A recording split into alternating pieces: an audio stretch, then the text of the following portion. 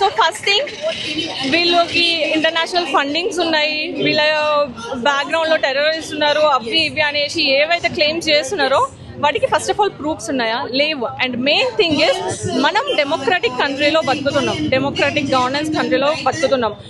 జనాలు ఓటేస్తే వాళ్ళు వెళ్ళి అక్కడ సెంట్రల్లో కూర్చుంటారు, స్టేట్ లెవెల్లో కూర్చుంటారు, ఆ స్టేజ్లో కూర్చుంటారు. మనం ఓట్లు వేసి గెలిపించుకున్నప్పుడు మనం క్వశ్చన్ చేసే హక్కు కూడా మనకి తప్పకుండా ఉంటుంది మన లీడర్స్ ని. సో ఎక్కడ జరిగింది వాయిలెన్స్? ఎక్కడ? జంతర్ మంతర్ లో జరిగిన ఈ రోజు ప్రొటెస్ట్ వరకు సోడం వాంచుక్ గారు చేసిన హంగర్ స్ట్రైక్ లో గానీ ఎక్కడ వైలెన్స్ జరిగింది? దాన్ని ఎందుకు టెర్రరిస్ట్ ఆలోచన? ఎవరికైనా ప్రాణ నష్టం జరిగిందా?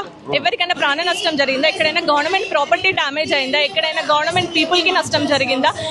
కంట్రీలో ఎక్కడ ఎవరికైనా ఇబ్బంది వచ్చిందా? ఎడ్యుకేషన్ ఆపేసిండ్రా? ఆపలేదు. స్కూల్స్ బంద్ పెట్టిండ్రా? కాలేజెస్ బంద్ పెట్టిండ్రా? ఎవరి పనులు వాళ్ళు చేసుకుంటున్నారు, ఎవరి ప్లేస్ లో వాళ్ళు చక్కగా ఉన్నారు. మా ఎడ్యుకేషన్ ప్రాపర్గా ఉండాలి, మా ఎడ్యుకేషన్ సిస్టమ్ కరెక్ట్ ఉండాలని మేము స్టూడెంట్స్ మీ ప్రొటెస్ట్ చేస్తున్నాము. ఆ ప్రొటెస్ట్ ని ఎందుకు తప్పంటారు? ఎందుకు తప్పంటారు? Right to education is a fundamental right. అది ఫండమెంటల్ రైట్ అయినప్పుడు ఆ ఎడ్యుకేషన్ సిస్టమే ఫెయిల్ అవుతున్నది. మాకు రావాల్సిన రైట్ టు ఎడ్యుకేషన్ వస్తుంది సరే, అందులో ఫెయిర్నెస్ ఏది ప్రాపర్ స్టాండర్డ్స్ ఏవి ఎడ్యుకేషన్ కి? అవి లేనప్పుడు తప్పకుండా మేము ప్రొటెస్ట్ చేస్తాము, మేము క్వశ్చన్ చేస్తాము గవర్నమెంట్ ని. మాకు కావాల్సింది వచ్చే వరకు, మేము సాధించే వరకు పోరాడుతూనే ఉంటాము.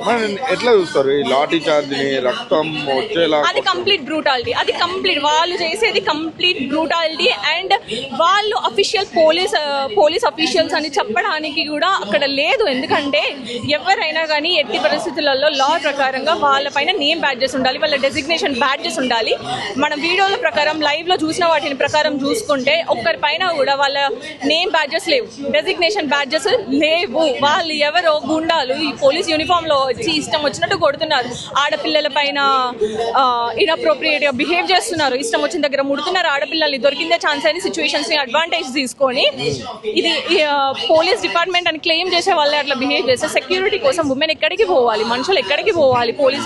పోలీస్ వాళ్ళే అట్లా బిహేవ్ చేస్తున్నప్పుడు ఇంతవరకు కరెక్ట్ ఏంటంటే ఇంతవరకు ఒక ప్రెస్ మీట్ పెట్టకపోవడము, అదే విధంగా మెయిన్ స్ట్రీమ్ మీడియా అసలు ఇక్కడ కనిపించట్లేదు. మీరు చూస్తున్నారు అసలు ఎట్లా చూస్తారు ఇదంతా చూస్తుంటే అసలు మన ఇండియాలో డెమోక్రటిక్ గవర్నెన్స్ లేదు, అసలే లేదు. బికాస్ ఎందుకంటే ఉంటే ఏం జరుగుతుంది దేశంలో, ఇక్కడ ఇలా ప్రొటెస్ట్లు జరుగుతుంటే మెయిన్ స్ట్రీమ్ మీడియా ఎందుకు వస్తలేదు? వచ్చి జనాలందరికీ తెలవాలి కదా ఏం జరుగుతుంది అనేది. తెలవనియకుండా గవర్నమెంట్ ఆపేస్తున్నది వాళ్ళని రానియకుండా.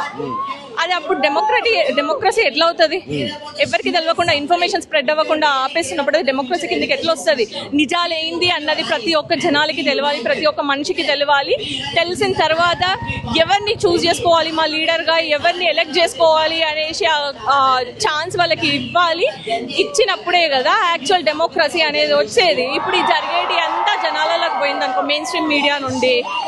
యాక్చువల్లీ సెంట్రల్లో ఉన్న గవర్నమెంట్ పైన ఆబ్వియస్లీ నెగిటివ్ ఇంపాక్ట్ వస్తుంది. నెగిటివ్ ఇంపాక్ట్ వస్తే ఓట్స్ కోల్పోతే మళ్ళీ బీజేపీ ఫామ్ కాదు ఆబ్వియస్లీ. అండ్ ఇది జస్ట్ బీజేపీ గురించి కాదు, సెంట్రల్లో బీజేపీ ఉన్నా, కాంగ్రెస్ ఉన్నా, ఈవెన్ కాంగ్రెస్ జనతా పార్టీ వచ్చిన ఫ్యూచర్లో కూడా ఎడ్యుకేషన్ సిస్టమ్ కానీ గవర్నెన్స్ కానీ సిస్టమ్ అసలు సరిగ్గా లేకపోతే తప్పకుండా మేము క్వశ్చన్ చేస్తాం, మేము పోరాడతాం.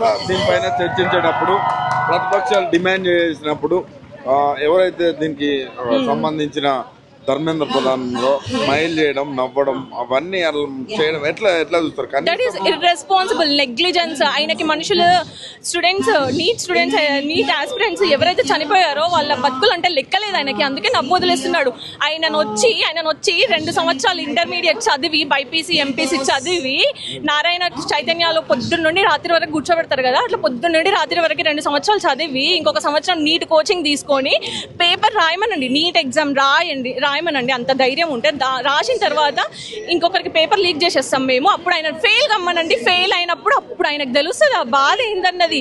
3 సంవత్సరాలు పోతాయి అక్కడ. 2 సంవత్సరాలు ఇంటర్మీడియట్, 1 సంవత్సరం నీట్ కోచింగ్ లేకపోతే ఐఐటి కోచింగ్ తీసుకొని పేరెంట్స్ వదిలేసి, ఫ్రెండ్స్ వదిలేసి, ఫ్యామిలీని వదిలేసి, అన్ని వదిలేసి అసలు దేని మీద కాన్సన్ట్రేట్ చేయకుండా తిండి తిప్పలు మాడి పొద్దున్న నుండి రాత్రి వరకు చదువుకుంటా కూర్చుంటారు కదా.